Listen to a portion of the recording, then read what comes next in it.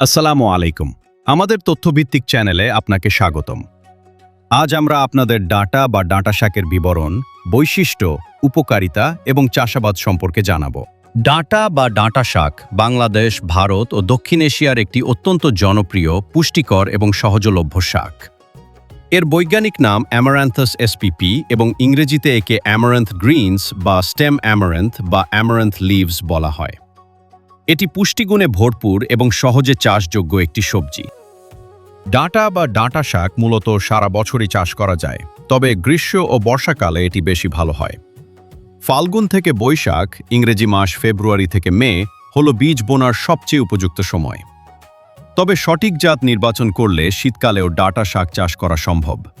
এটি টবে বা অল্প জায়গাতেও সহজেই চাষ করা যায়। বেলে দোআঁশ মাটি ডাঁটা বা ডাঁটা শাক চাষের জন্য সবচেয়ে ভালো। জমি বা টবের মাটি ভালোভাবে চাষ বা কুপিয়ে আলগা করে নিতে হবে এবং আগাছা পরিষ্কার করতে হবে।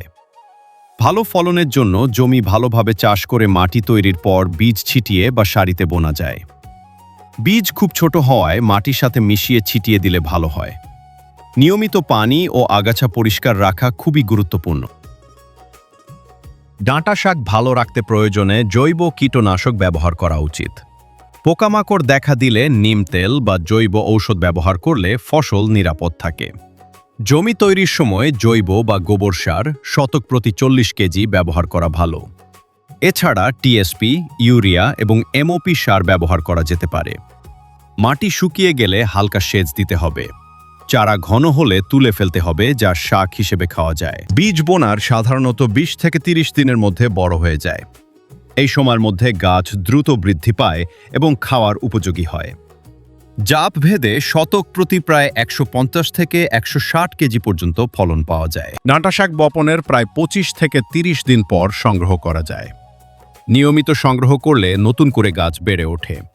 ছায়ায় সংরক্ষণ করা যায় এবং মাঝে মাঝে পানি ছিটিয়ে দিলে সতেজ থাকে। ডাঁটা বা ডাঁটা শাক বাংলাদেশ, ভারত ও দক্ষিণ এশিয়ার অত্যন্ত জনপ্রিয় ও পুষ্টিকর একটি গ্রীষ্মকালীন সবজি। এর লিফি ভেজিটেবল বা শাক, যা প্রচুর পরিমাণে আয়রন, ক্যালসিয়াম, ফাইবার এবং ভিটামিন এ, সি ও কে সমৃদ্ধ। উচ্চ আয়রন উপাদান থাকায় রক্তশূন্যতা কমাতে সাহায্য করে। ক্যালসিয়ামের চমৎকার উৎস হিসেবে এটি হাড়ের ক্ষয় রোধ করে। উচ্চ ফাইবার সমৃদ্ধ হওয়ায় এটি কোষ্ঠকাঠিন্য দূর করে এবং হজম প্রক্রিয়া উন্নত করে। ভিটামিন সি ও ফলিক অ্যাসিডের উপস্থিতির কারণে ত্বক ও চুলের পুষ্টি যোগায়। নিয়মিত ডাঁটা বা ডাঁটা শাক খেলে রোগ প্রতিরোধ ক্ষমতা বৃদ্ধি পায়।